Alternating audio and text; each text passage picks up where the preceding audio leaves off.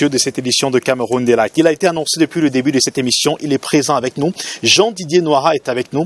Cher monsieur, bonjour. Oui, merci. Très heureux de vous avoir ce matin. J'espère que vous allez bien. Non, je vais bien. Alors, vous êtes auteur justement de cette pièce théâtrale intitulée Le procès.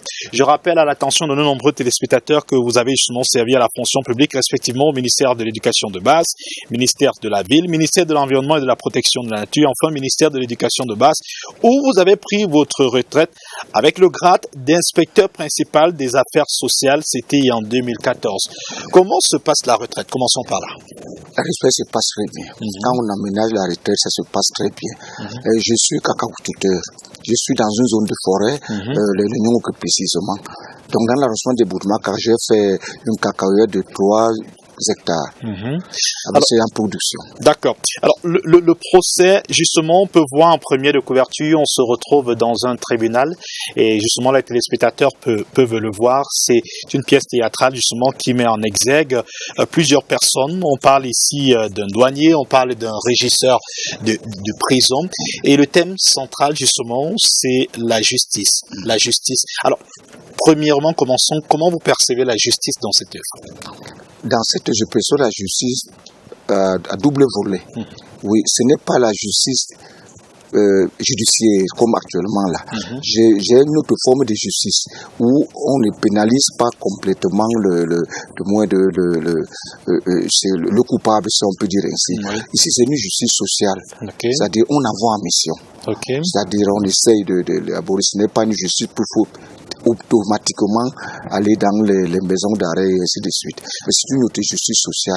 Comme je suis travailleur social de formation, vous savez, vous avez vu un inspecteur principal.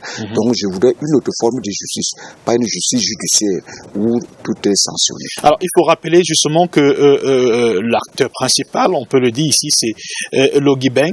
Il est douanier, il a un conflit ici avec la loi. Vous décrivez votre œuvre comme une tragicomédie. Comment comprendre? Oui, une tragicomédie, c'est juste mais c'est un drame. Quand là j'expose par exemple la corruption à ciel ouvert. Tu vois, pour moi c'est dramatique. Tu vois, si la corruption à ciel ouvert comme ça, vous avez parlé de Logui Beng qui s'est fait piéger par Aladji Mahamat qui est un opérateur économique. Tout à fait. Vous voyez, on le prend comme ça, comme de dire non, je vais aller inspecter ton conteneur et directement dire non, donne-moi quelque chose, je suis dans. Tu vois, c'est très flagrant. Et moi, étant enseignant et travailleur social, moi je vois ça comme une tragédie. D'accord. Il faut rappeler justement que parlant de la corruption, c'est le cancer de l'économie, pour reprendre l'expression d'un célèbre artiste. Alors, on parle de corruption, on parle aussi justement d'un dénouement qui m'a plutôt fait rire. Il est obligé de plaider la démence pour s'en sortir.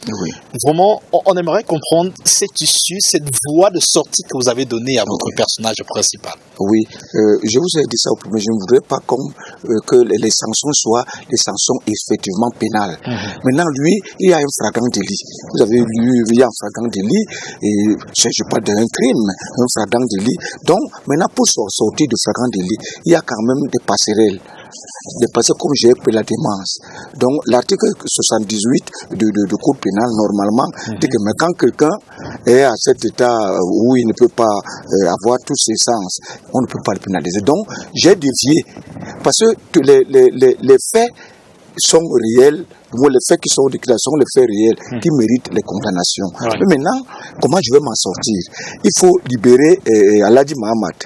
Maintenant, Logui Beng, il devait plaider, c'est pour ça que j'ai plaidé la démence.